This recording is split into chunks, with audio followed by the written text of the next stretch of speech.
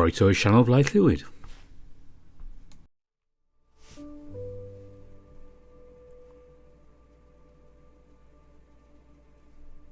Welcome to Eden's Reach. It's a new series for the channel. I've been enjoying playing through it myself, so I thought I would drop it in here. And I hope you enjoy it as well. I'm not going to say too much about it, let's just get into this.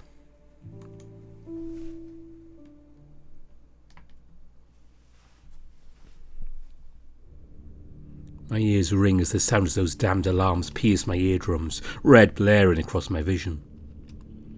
Red lights are spiraling across a nearly endless hallway, slightly illuminating the metal tiles below me.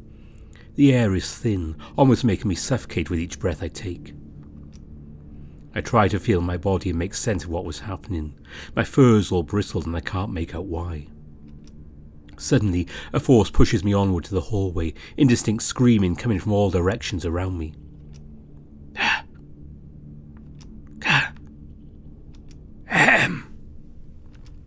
Confusion continues to fill my mind as I feel something pull on my arm.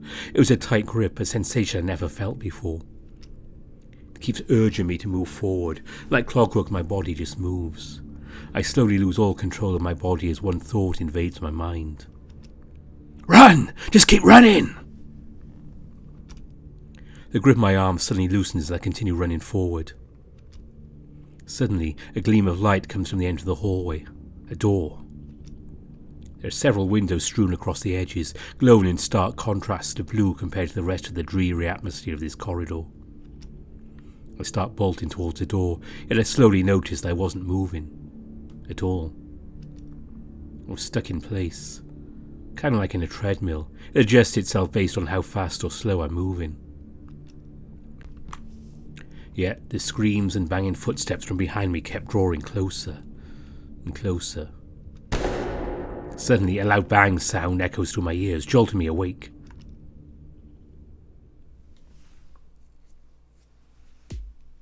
That dream again. That'll teach me to watch horror movies at midnight. That dream's been coming back a lot more often lately.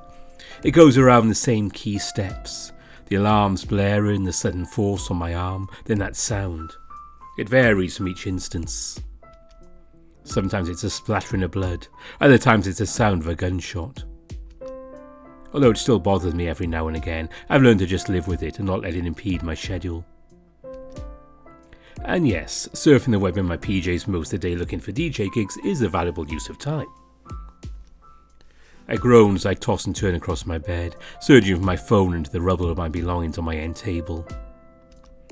The alarm had been gone off for 30 minutes now. It was supposed to wake me up by 9 AM, but now it's 9:31. Not too late, I guess. I sit by the edge of my bed, stretch as my tail escapes the warm embrace of my blanket. After doing some standing stretches, I go through my closet, gathering some new clothes to replace my pyjamas. Disrobing my comfy PJs off my body, I take the time to appreciate myself in front of my mirror. The more I stare at myself, though, the more I regret not going to the gym with Dylan more often.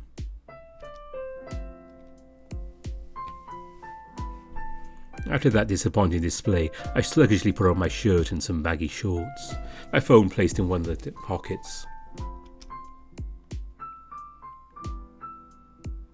I walk towards the kitchen in similar fashion to make myself some breakfast. As I begin to plant my butt onto one of the seats, though, I receive a text from someone. I unlock my phone and am greeted by another notification. New OS version. Ah, crap. I gotta re-input all my information again. I fumble around the screen a bit, making sure my big paws wouldn't accidentally let go of this small-ass projector module. Those things are so tiny, about as thin as a single French fry among the boxes they sell in fast food restaurants downtown. After going through that boring process again, the update asks my name. Oh, that was easy. Let me just type it in here. We're going to go with the default name for this one. Name confirmed. Enjoy your new operating system, Adrian. Yeah, he butchered my name a bit, but that's well expected at this point. I've exited my phone's settings. I go through all my other notifications. Among them was a text from Dylan. So I grabbed a carton of milk from the fridge and a box of cereal from the cabinet. I read his text. Yo, Adrian, got time to go to Burnham's today? I placed the carton and box down on the table and start replying. I thought that coffee shop wasn't your style. Well, I was in the area, so why not meet there? You're lucky I haven't eaten breakfast yet. Of course, Dylan's always been a bit spontaneous with his meetups. I regretfully put back the milk carton in the fridge, as well as the box of cereal in the cabinet. Maybe next time, my darlings.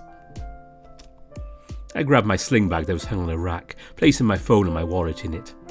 I then went to take my headphones from my bedroom and resync them to my phone. The update must have disconnected them from my PC's cloud, so most of my personal playlists were gone.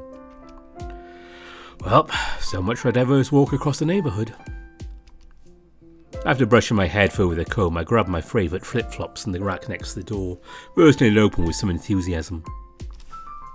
Watch out, Bayline City. Adrian's here to see the light of day. I wrapped my headphones around my ears, adjusting around them automatically to fit my anatomy.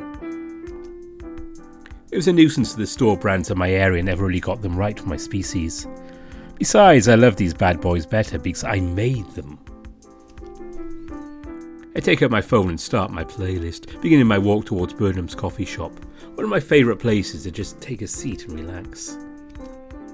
I do it more often if only my wallet agreed with that kind of lifestyle. There was a small scattering of crowds across the sidewalk. The ground and air traffic was always a marvel. All this cool technology I usually take for granted just sticks out to me today. Was it boredom? Was it because I stayed home for a week straight? Regardless of the reason, I simply stare at the zooming cars and drones in the sky, and equally fast vehicles on the ground. The music on my phone only amplified the atmosphere, my head bopping as I immersed myself around the turn towards the city plaza. The plaza itself was as stunning as everything else around it. It's a haven for basically all walks of life, however dull or exciting it may be. Just plop down some of Eden Court's hard light emitters and you basically set the stage for whatever you want to do around here. They have the usual street performers around the corner and the service robots selling ice cream on their floating carts. The crowd swarming around the fast food chains mixed with the more high-end restaurants could not be missing. It certainly speaks volumes the crowd is already this dense so early in the morning. The plaza is well known for its nighttime view after all. As I made my way towards Burnham's Coffee, there's a rather loud crowd piercing through my music. I take my headphones off out of curiosity, collapsing onto my paws as I investigate what made all that commotion was about.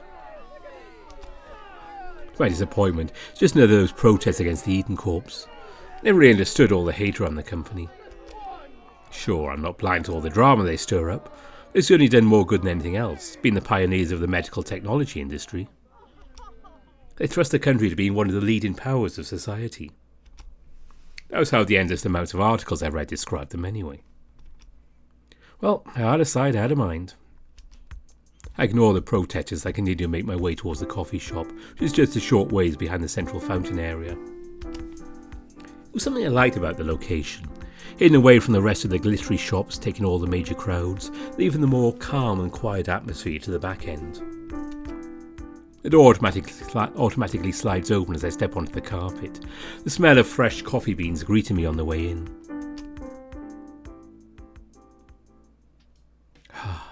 Burnham's Coffee. Everything about the place just smells relaxing. It's one of the few places I honestly prefer the coffee shop's smooth jazz to my own music, often getting lost in the atmosphere of the place. My lurid state is cut short as someone snaps their fingers in front of me. Yo, Earth to Adrian? Yeah? Oh, it's just you. It's excitable kangaroo. He's an absolute chore to keep up with sometimes. This time around, though, I kinda need his energetic attitude. Mornings are always the most tempting times to just do nothing and laze about. And while it can be difficult, I do enjoy his company. A lot. We've been attached to the hip since high school. I couldn't imagine someone else helping me through dropping out college other than him. It's even practical, considering he did it first. Jeez, I don't know why seeing this place always gets you so high. If you had some taste for aesthetics, you'd be high too. Please, my taste is better than yours. Only in your wet dreams, dear. Dylan grabs me by the shoulder, dragging me towards a pair of seats. He sat on one of the special, extra comfy seats that only the early regulars usually take. I guess he was really close in the area. Did you order anything already?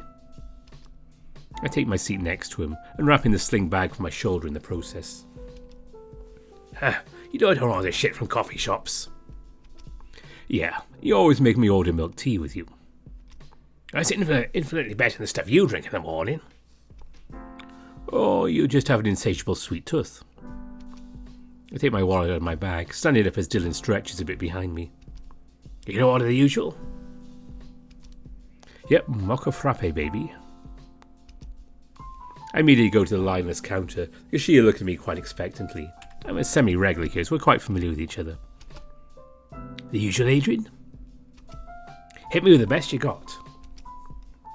The cashier rings me up and lets me scan my phone for the receipt.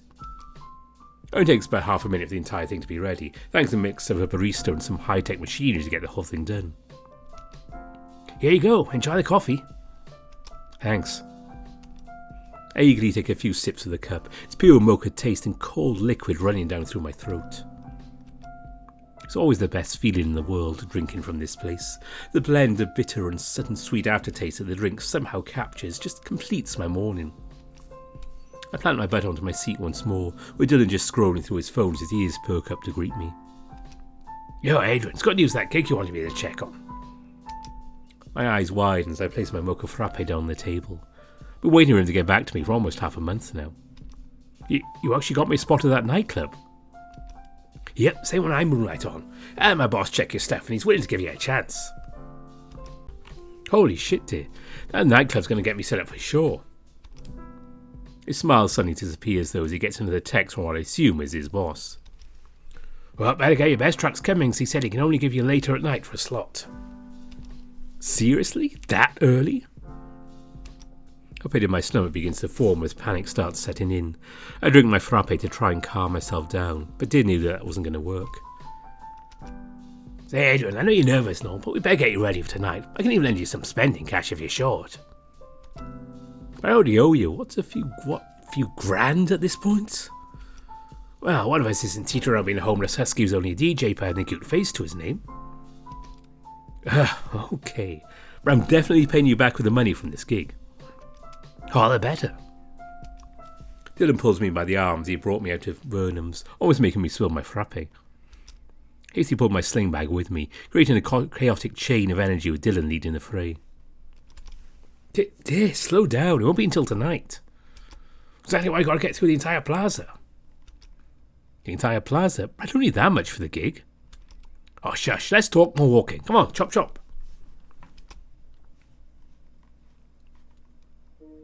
Eventually we reached the centre of the plaza at breakneck pace, causing quite a ruckus between the two of us. I could only hope the entirety of Bayland City isn't looking at these two idiots in its most foot traffic heavy landmark. Could you please slow down for a moment? It's not like we're in any rush. Really, judging by my last look at your wardrobe, our current pace is definitely warranted. Well, what's wrong with my usual duds? Trust me, your clothes ain't going to cut it in my joint. It's much a fashion contest, it's a DJ gig there. I decided to ignore his several jabs on my choice of clothing, despite wanting to tear him a new one. I just sighed as I pulled Dylan to a stop and turned him around to face me. Come on, dear. Judging by the way you described it, it's clear my wallet can't take the beating for stuff your bar considers passable. Hello, that's why I'm here to pay for it. I'll get the cheapest options if that helps ease your conscience. Dylan proceeds to wrap his arms around my shoulders as he ruffles my head fur. He knows damn well how to soft me up for any of his ideas. This is just one of the easier tactics he can pull. My fur. Oh, stop being such a crybaby. You'll have plenty of time to get ready, right? Fine. But I get to pick the store. Oh, but that's half the fun. That's why I'm taking it. Dylan and I walk around the plaza's commercial district a while, going through the different boutiques and clothing shops littered in the area. Well, a lot of them fit the vibe I was looking for, or they're too expensive, both for me and Dylan. This one? Bought there once, their clothes are too tight. Really? Yeah, I thought your slim physique let you slip through anything. Little benefit not having baked buns for pecs. The buttons on these clothes would literally fly off if you wore them. Something tells me you still enjoy the view, though. Oh, shut up, dear. I reveled in my small display of sarcasm as another store catches my attention. It carries such a different atmosphere compared to the other surrounding stalls and stores. The inside is mostly blocked out, and it sticks out with its dark paint job amidst the otherwise bright and glittery plaza architecture. Hey, this place seems promising. Let's see, Neon Peaks? I think I've heard of this place. His face lights up with curiosity. He's only seen the place for the first time. I've only vaguely heard of something like this being set up a few months ago, which explains the contrasting theme. Well, I'm all ears. What do you know? Well, actually, it's an electronics store. They sell some armlets and phones in there, but it's fused with a surprising amount of cosmetics, and they're less about design and more about flexible functionality. Whoa, where did such spiel come from? Heard of him with our Peyton. Couldn't stop hyping this place up to his friend. Didn't think they'd actually build a branch downtown.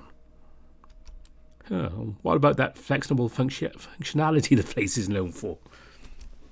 I don't have an idea. I'm going to keep it as a surprise, though. Of course you will.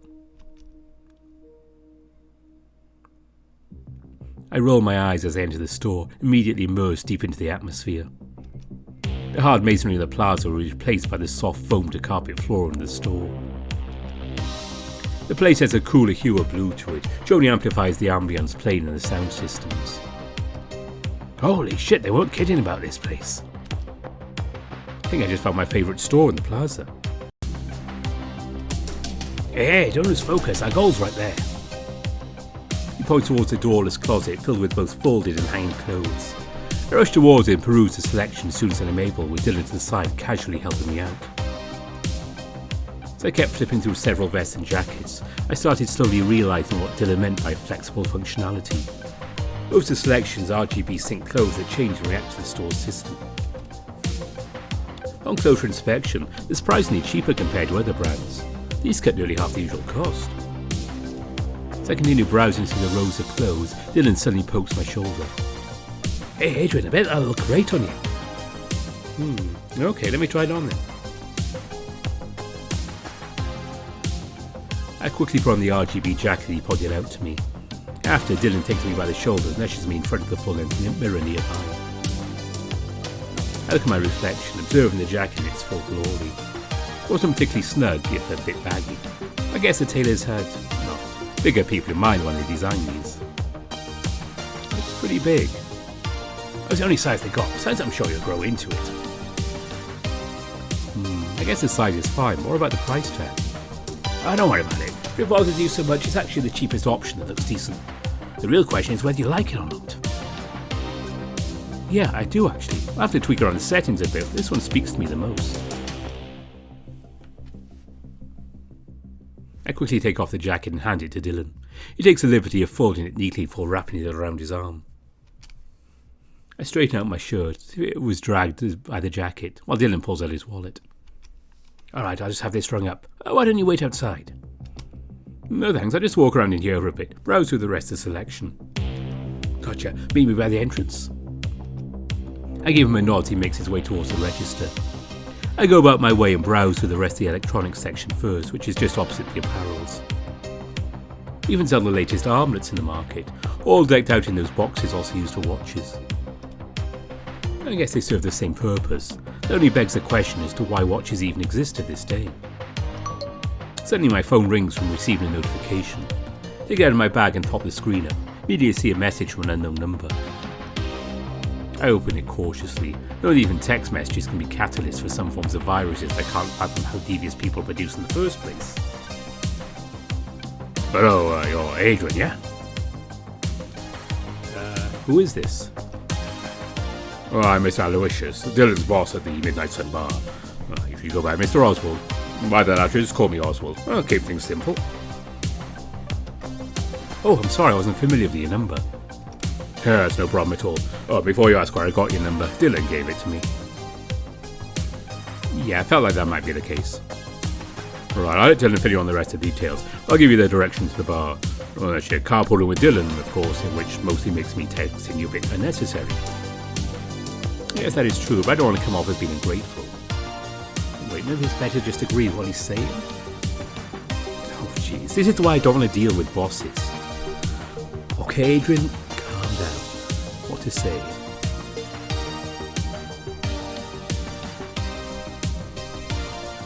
That doesn't necessarily mean it was for nothing. Maybe something will happen and Dylan and I might not go to the bar together. Then the directions might come in handy. It takes a while for Mr. Oswald to respond to that. When I did receive his reply, it was rather short. I see. Thank you for the words, Adrian. I'll be expecting you tonight. Of course, Mr. Oswald. Wait, expecting me? I wonder if that's a good or a bad thing. I set aside my worries, not wanting to pile even more stress onto my psyche. He seemed to like what I said though, so I guess I didn't fuck up on that account. I go through the path to the exit and I bump into Dylan on the way. He was holding a bag, presumably with my jacket inside, which he nearly dropped because of me. Oops. You definitely need more spatial awareness, Adrian. Sorry. We make our way back to the central plaza, Dylan holding the bag close to his body. He stops me by the fountain, tugging me by the nape. I immediately stop dead in my tracks. He hands me the bag. Inside it is the jacket and a data chip wrapped in a hard box. A ship's with directions and sinking. I'm sure you know your way around it. This ain't my first day around the gyroscope. I'll figure it out. Good, I've still got a few errands to run, so I probably won't be able to pick you up. Well, looks like the map's going to be useful after all. Yeah, that's fine. Mr. Oswald gave me directions. Really? When did he message you? Oh, just a few minutes ago. Well, you succumbed to my boss, eh? Typical canine. Go screw yourself, dear. We bump fists before going our separate ways. I take a glance at the direction he was headed, and it really is opposite of where I was headed. The bag in my hand shakes quite a fair bit as I make my way back home, filled with excitement to get this jacket set up. I hastily sped through my apartment complex, nearly blasting the door off the hinges of excitement. The bustling city sounds were starting to pick up from outside. My apartment mostly blocks it off, leaving this feeling of being isolated from the rest of the chaotic world, letting me do things at my own pace. I go inside my room, placing the bag on my bed as I take out its contents. Alright, time to do this.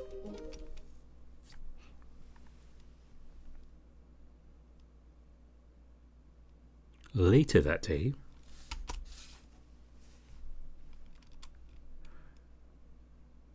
the town form in the midnight sun has come as quickly as the news reached me. I could already hear the music inside rather faintly, making me tug onto my new jacket out of anxiety.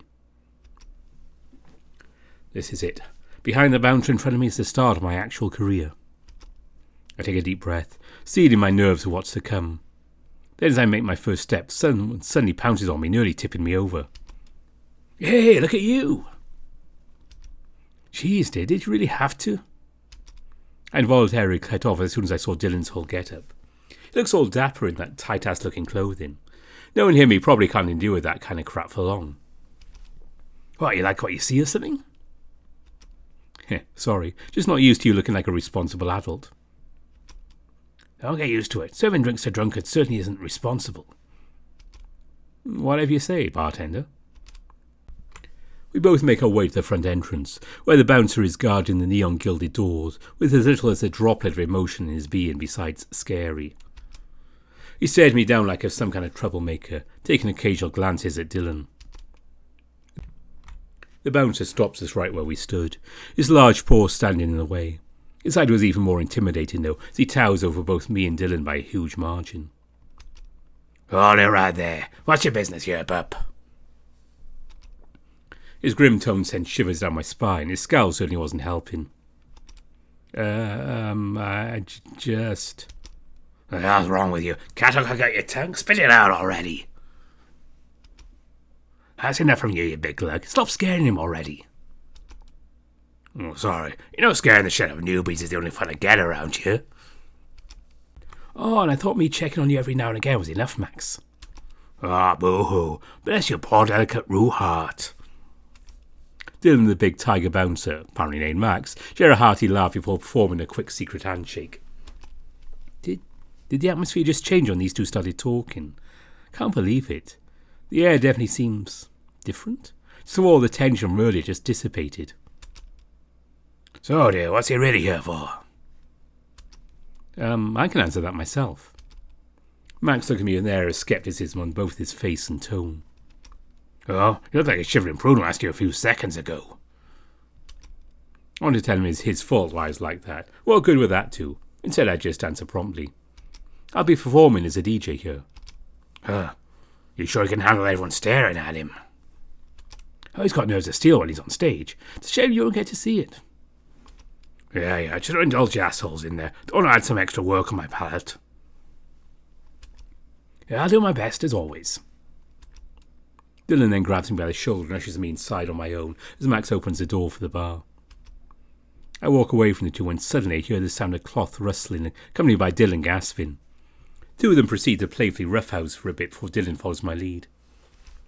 What's that about? You won't understand. I guess you're right. Never mind then. We enter the bar and immediately were assaulted by an array of strobe lights and blasting music. People were dancing in the middle of the bar, the dance floor a pattern of squares lighting up in all manner of different colours. The bar was just to the left of the dance floor, manned by a brown wolf in a rather expensive-looking tux. Dylan rushes to the bar right away, catching the wolf's attention. Mr. Oswald, sorry I'm a bit late. Here, I have this guy with me. Oh, I'll be with you in just a sec. Mr. Oswald walks around the bar, approaching me and Dylan briskly. This had a slight huff as he greets us with quite a welcoming expression. Oh, Dylan, and you must be Adrian. Glad you could make it. The bar's extra busy today, so I'm counting on you. He says the last part while looking at Dylan. I'll do my best as always, Mr. Oswald. All right, now it's for you. He looks me over with a rather expectant expression, and just like that, the pressure started piling on. Come with me backstage, Adrian. We'll have your briefing there. All right. I follow him towards the other end of the bar where the backstage is. It appears to be covered by a bunch of curtains. As we make our way to it, my eyes wander around the building, observing the strobe lights and other attachments near it. There are a few box-like structures that were dimly lit on the strobe light setup. I instantly recognised what they were. Hard light emitters. Why are they being put to use? Put these thoughts in the back burner for now, though, as Mr. Oswald pulls the curtain to the backstage aside, gesturing for me to go in first. I enter as Midnight Sun's owner fiddles around on some panels attached to the wall, apparently setting up some mood lighting. With his tux unwinding a bit, he turns to face me once again. Oh, what a busy night. I must have the courage to speak to him, despite how nerve-wracking this whole situation is making me feel. Is something the matter, Mr. Oswald? You seem awfully stressed. I was just... Oh, I'm fine, Adrian. Just a late night rush. You should be worried about your performance anyway. Oh, alright. Is there anything I need to know about the whole setup? Mr. Oswald proceeds to brief me on the usual stuff I've come to expect from gigs like this. Protocols, equipment, how I sync it, all that. I'm mostly zoned out halfway because I've heard this spiel a few times already. And there's the acoustics around here. What about them? Let's just say it isn't exactly the most immersive experience. A lot of the DJs have put their own spin on the audio settings to make it sound decent. But it hasn't really done much good. Huh. Do you have any idea why? Well, if I had to guess, it's the bar itself. It's not structured well enough for the music to really get the blood pumping. Unfortunately, I can't spare the funds to get some dedicated equipment. Oh, that is a problem. The acoustics are a big problem. I won't be able to showcase the music well enough, and it's no wonder it's blasting at the entrance. Sounds unfocused all over the place. As I contemplated what the problem was, an idea suddenly sprang to mind. The hard light emitters. Excuse me? The bar has some hard light emitters attached to the strobe lights. We can use them to create a dome for the sound to bounce off of. The way they're structured can isolate the sound more. Or we can't make an entire dome surrounding the dance floor, especially in a closed-off environment like this. Does that be an entire dome? Just enough for the speakers to bounce the sound off the curved hard light nicely. Mr. Oswald thinks for a moment, but he begins to fiddle with his phone. After he does something, a file comes through my phone. It's the access key to the hard light system on the bar, complete with nearly everything at my disposal. Look at Mr. Oswald as he put his phone back in his pocket. Well, it'll be trusting you to give a killer performance. He pats me on the shoulder before he disappears onto the other side of the curtains. I was left feeling uneasy. I was nervous about performance, sure, but that was minuscule compared to the added pressure coming from Mr. Oswald's trust. Somehow that weighs on me way more than it should. Alright, calm down. I looked towards the DJ on the stage. He was ripping through the panels, his mixing near perfect. The entire crowd was bopping to his command. The confidence he sported has oozed off his entire being. He knew that was less than stellar acoustics. And I can do that too. It doesn't take long for him to finish ripping through his pad on stage. After a few finishing flourishes, clearly trying to take off the lasting numbness from an intense gig, he quickly goes down the steps. I know that feeling all too well. It disappears from view onto the other side of the stage, which slowly meant it was my cue. I got a text from Mr. Oswald, so I readied myself to get onto the steps. You're up. Any last minute requests? Can you kill the lights? And just like that, the lights of the bar are all turned off. The crowd's silent, taken aback by the sudden artificial brownout. I take a deep breath to activate the hard light dishes on the strobe lights. I slam my hands on my pad, bringing a burst of light wavering through the dance floor. My jacket lights up in the same tones as my DJ pad, slowly illuminating the bar once more in a neon hue. My gaze slowly rises to the crowd as the bass kicks in. I start tapping on the beat repeatedly, and the strobe lights come to life accordingly. I start freestyling on the synths as I put the beats on repeat. Each step after another, I slowly drilled my focus more and more into the track, ignoring the crowd around me almost entirely. I'm sure Dylan's watching me, maybe Mr. Oswald too if he isn't busy. But right now they don't matter. I take quick glances at the crowd. They're completely immersed in the music, much deeper into a trance than they ever were before. I didn't know much of the specific details. Does that really matter? When I'm on the pad, I'm in control. Before I knew it, the performance was over. A slight silence follows before the crowd erupts in applause, requesting an encore. As much as I'd love to oblige, though, there's still another DJ waiting. I half-heartedly bowed to the crowd and made my way into the other flight of stairs afterward, shaking the tension off my limbs while I attempt to calm myself down. When I reach the last flight of stairs, Mr. Oswald greets me with a big smile, gives me a pat on the back again as he leads me towards the bar. Well, drinks on the house for tonight. You earned it after all that. Really, sir? I was just doing what I usually do. Mr. Oswald sits on one of the stools, patting on the cushion of the other one next to him. Well, is that so? Well, if that's the case, I'd like to hear more about what you usually do. I take a seat on a bar stool at Mr. Oswald's left. He signals Dylan for 2 drinks. I was half hoping that I get to choose the free drinks myself, but I guess not. My idle gaze slowly drifts towards Dylan as his quick handiwork gains my attention. His mixology skills are awe-inspiring and eye-catching. Mr. Oswald redirects my attention towards him. So, Adrian, where have you been hiding in the industry? What do you mean by that, Mr. Oswald? He lets out a slight chuckle as he scratches his muzzle a bit. Well, we're way past the honorifics. Oswald's fine, since you've definitely earned my respect. Oh, alright then. Oswald? I stutter a bit as I try to rewind my brain to do as he says. Second, what you showed up there, before and during the performance, that wasn't just some run-of-the-mill DJing. You'd have fooled me if you said you were a biggie in the market. That's quite a high praise, especially coming from someone like you. We exchange a few silent gazes, his vision flicking between me and what I assume is Dylan from time to time. I slowly get lost in his eyes, vibrantly piercing through the dominating hue of the bar. This might be it. This guy might get me into the rest of the high end of the industry. All those hurdles I thought were insurmountable. This man could make me leap through all of that. I can't let this chance pass me by. Eventually Dylan arrives with our drinks. Here you go, today's special. Beat at sunrise. Oswald and I look at Dylan as the room winks at me playfully, where he goes to another patron.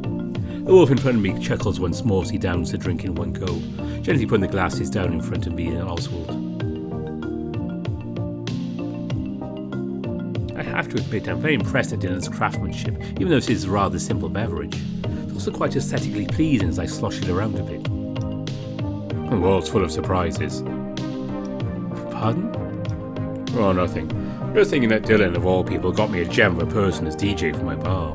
Well, it's a humbling experience, is all I'm saying. I simply stared at him as I realised he's referring to me. I blush a bit as I avert my gaze into my drink, hesitated to drink it. I've had alcohol before, sure, but with Oswald right in front of me, make it hard to keep down. Well, there's something wrong. You haven't touched your drink at all. It's nothing, Oswald. Just a little nervous. Whatever for? Well, even you have to admit the difference between you, an owner of a rather well-known bar, to me, a DJ from the countryside. Oswald thinks for a moment. He eyes me from head to toe, making me wonder if I said anything wrong. I take a slow slip out of my drink, wanting to silence myself under the glass. I occasionally give worried glances his way as he reclines himself from the bar counter, letting out a sigh. Yes, that may be true in some way. Well, I don't think we're that much different at all. Huh? Well, let me level with you, Adrian. Come here. He signals me with his paws, leaning closer and I do so. Yes, the Midnight Sun Bar might be a local speciality of Bayland City. Well, that's all there is. You're thinking this place is amazing, it's the same as the way that people love the high-rise bars and the skyscrapers. Is that so? Yep. In my eyes, we're the same, even in our own industries. We're remarkable people, hiding in plain sight. Remarkable people. Those words hung on to me. Am I truly remarkable? Well, it does take one to know one. I have very little doubt that Oswald's remarkable in every sense of the word. I wonder, though, how much truth is there in his words? Well, it's precisely why we're the same that I want to. Oswald's ears suddenly perk up as one of them twitches. He places his finger onto what I assume is an earpiece. I hear muffled speaking on the other end. Oswald's face turns grim while listening on. I begin to worry about what's being said, but Oswald starts to speak again before I can ask what was wrong. No. We can't cause a scene in front of the bar. Oh yes, I can handle it. Just let them in. Be on standby for my signal. All right. I stay silent as Oswald's face turns a bit tense. He focuses on the entrance to the bar, expecting someone to enter. I feel the same tension he carries in the air within me, my body growing stiff, as if his eyes were drilled onto me instead of what's behind me. Dylan, he says in a deep, serious tone. His cheer's all but gone at this point. Yes, Mr. Oswald? Make sure you save the good glasses. Out towards the entrance behind me, two heavily cloaked, suspicious-looking men come into the bar, menacingly approaching us. I'd half the instinct to just run for it, seeing Oswald stand his ground, with a scowl nonetheless, so it makes me want to do the same as well. Mr. Oswald, Aloysius. One of the men spoke in a gravelly, cold voice under the trench coat. Yes, that is me. Do you need anything? Perhaps a complimentary drink to take the edge off? The other person circles around me and Oswald, standing behind the wolf. You and your buddy seem to really need it. We're not here to explain pleasantries. You see, we prefer to get to the point. Two of them begin to close in on Oswald. Their aura just exuded threatening. Yet the wolf remained unfazed as he clenched his glass. As one of the men lands his paws on Oswald's shoulder, Dylan suddenly comes to rushing him from behind me. Hey, what are you two doing shaking up this place? Dylan's words are cut short as the man close to me lands a clear punch to his gut, causing the kangaroo to crumple upon the ground. I immediately try to come to his aid and examine him. He holds his stomach as if he groans in pain, his face full of agony. Dylan! Before I can even process what's happened to Dylan, the men begin to get handsy with Oswald. They rough him a bit while he growls under his breath. I watch as, even when he's being manhandled, he doesn't back down. He keeps fighting. If we truly are the same, I can't just stand here like an idiot. Hey! Three men in front of me, including Oswald, look at me with surprise. I hesitate for a moment because the sudden gaze is pointed towards me as a result of my verbal outburst, but I steel myself once more. Let him go! You're going to regret hurting my best friend. One of the men approaches me, turning my bravado into nothing more than an impish yelp from my being I couldn't contain. Yeah, my little puppy? Well, maybe I should teach you a lesson or two. The man doesn't hesitate and starts inching closer. He swings a quick strike aimed towards my muzzle and I reflexively flinch. I prepare myself for his fist to make contact, but it doesn't. I slowly open my eyes, see that Oswald is already right in front of me, the wolf holding the other beastman's balled up fist with his hand. Hey now, we're all civil people here, aren't we? No need for all this needless roughhousing, especially in my beloved establishment. The beastman backs away while Oswald fixes his tux. You'll regret defying us, pup. I shrivel up as the beastman who almost punched me spits those words out. Oswald then directs their attention to the back door. As I grow more focused on the other two, who at this point are in the process of leaving, a hand momentarily grips onto my right shoulder coming from someone behind me. It's Oswald with his attention seemingly to his earpiece as he goes back to filling his armlet. Max, I need you here ASAP. First aid, one person. Also, please escort the husky safely out of the bar. I still have some business to attend to. Oswald. I'm left speechless as he looks back at me with an unexpectedly gentle expression. Oh, it's okay, Adrian. I'll take it from here. You go have a good night's rest, yeah? All right. Within a few seconds, Max arrives, first aid kit in hand. He has the scowl he's worn since I got there. What a fucking nuisance. Oh, you're Max, right? Oh, lovely. The pup remembered my name. So, you gonna get going or what? What about Dylan? Well, I'm gonna have to babysit the idiot. Leave the front door and guard it to have someone cover for me. Don't go out into my workload now. All right, just please make sure he's okay. Well, I'll be fine. He's got a lot tougher skin than you, that's for sure. I'll just take that as an okay. That tiger is certainly difficult. Watch him carry Dylan onto his back, taking a few quick glances at them, with Max being surprisingly gentle with the rule. He responds accordingly to the pained groans my best friend was making. I appreciate the gesture, in a way. At least he's careful when he has to be. Maybe it has something to do with Dylan's relationship with his co-workers. I proceed to just place all of my thoughts and questions on the back burner for now, feeling increasingly exhausted as I make my way towards the exit. I just go and leave the tension of the situation that just occurred behind me. As soon as I exit the bar, though, things begin to feel off. The roads downtown seem rather empty, barren even. Though this place doesn't really get the most foot traffic at this time of night, there should still be a few people walking around. Yet here I am on this empty sidewalk with no other living being within sight. I proceed to cautiously wait at the bus stop, placing my DJ pad on the seat next to me. I remove my jacket, feeling rather uncomfortable because of the humid atmosphere. I then look to my phone and check the time for when the next bus is due to arrive. No signal. Strange. I've certainly had some on the way here. Fuck. All of this is starting to get really concerning. I wait for what feels like 30 minutes before the bus finally arrives, making me feel the sudden urge to gather my belongings and enter the bus quickly.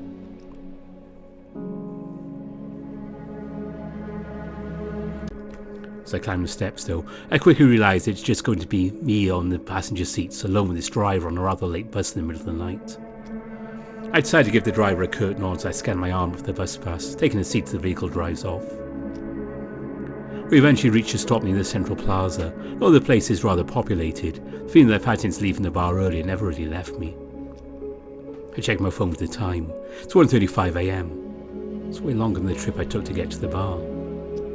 I start worrying that something's gone terribly wrong. I hastily jog to my apartment, nearly stumbling on the steps as I make my way to the front door. When I'm able to unlock the door, though, a piece of paper plastered catches my eye. Eviction notice? No, this can't be. This isn't right. It's making some sort of mistake. The guy from the bar must have knocked me out cold. This is all just one big nightmare. My apartment's front door swings open, revealing the mostly empty interior. Everything essential, including my couch and dining table, all gone. All that's left are the dusty counters and my empty fridge. Even the rack next to my door isn't there, along with all my shoes and flip-flops. Everything. I half-heartedly go through my bedroom door. I stare at the large space that my bed used to occupy. My closet and desks are gone, and a setup I worked my ass off for years to put together.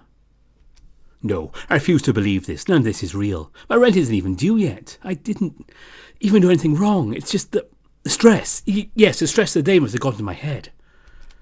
I've read somewhere if you realize your dream and you control what happens. So I think hard enough, my cabinets and fridge will be filled back up with my stuff again. My warm bed will be there. I'll be able to embrace the sheets. My PC will be in the one stark corner of the room, blasting me with light. I commit these memories into intention as I slowly open the door. Just a nightmare. I want to believe this is all still just a stupid nightmare, no matter how many times I close my eyes, hoping everything I lost will come back to me. It doesn't happen. My mind wants on all the things I could have possibly done over the month, the week, today. Then the realization suddenly hit me, coming down like a lightning bolt directly from the heavens. With it came the weight, the real weight of those words previously spoken. Regret defying us. I collapse on the floor with the devastation weighing heavily on my chest. Tears run down the sides of my muzzle, my whole body feels numb. Why did all this have to happen? It's only a few hours ago that I was having the time of my life by like Oswald's bar. Thought everything would be smooth sailing from there. Now, I'm even lower than I ever was before I dropped out, back in that dark place where there's no hope, no chance. I was lucky in the fact then that Dylan was there for me, but now, all the things I've worked for are gone. Now I'm nothing more than just a husky, with only a DJ pad and a cute face to his name. I sluggishly crawl towards the space where my bed used to be, the point where its legs left a mark still persisting on the foam flooring.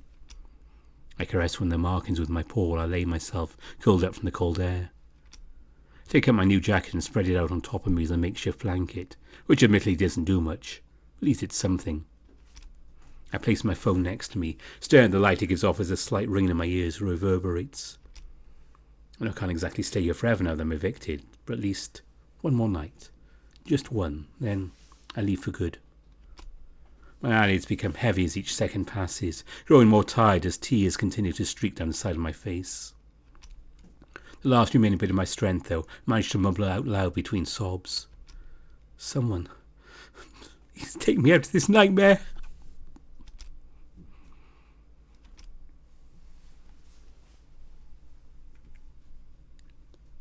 And that is where we're going to leave things for now. I hope you enjoy that. I was going to do a little more, but I'm having some major computer issues today, and I've already had things crash on me. So before anything else happens, I am going to complete this video. I'm really enjoying this video, like I said, and we'll be going back to it very soon. Probably, maybe even next month, we'll see. But I'll put all the details in the description, so I do recommend checking it out for yourselves. And before I do go, and before everything else crashes on me again, a quick mention to my top patrons: Grizz, Evan King, David Taylor, The Beholder, Samuto, Ryan Hall, Anubis Silverwind, Ida Corval, Brandon Bradford, Bastian, Lark Huskerton, Marcus, Kopi, Gunnar Muller, Tiger Cub, Sindri Dragonwolf, Dissonance, Besuksu, Kobus Visser, and Kartek. Thanks to them and all my patrons as ever. Much appreciated. I hope you enjoyed this one. Assuming everything's working again by next Thursday, the end of September, we'll be starting a quick playthrough of Backbone. Little diversion from the VNs, but don't worry, I'm not giving them up. It'll just be a 5-part video covering Howard's adventures in the dystopian Vancouver there. I have the prologue already. If you want to check it out, there's a video of that one. And we'll be going back to Tennis Ace next Saturday. It's been a while since we've checked in on Hector and Shuichi, so it'll be a good time to do that. Okay, it's all still working, so before I push my luck too far, again, thanks for watching. Bye for now.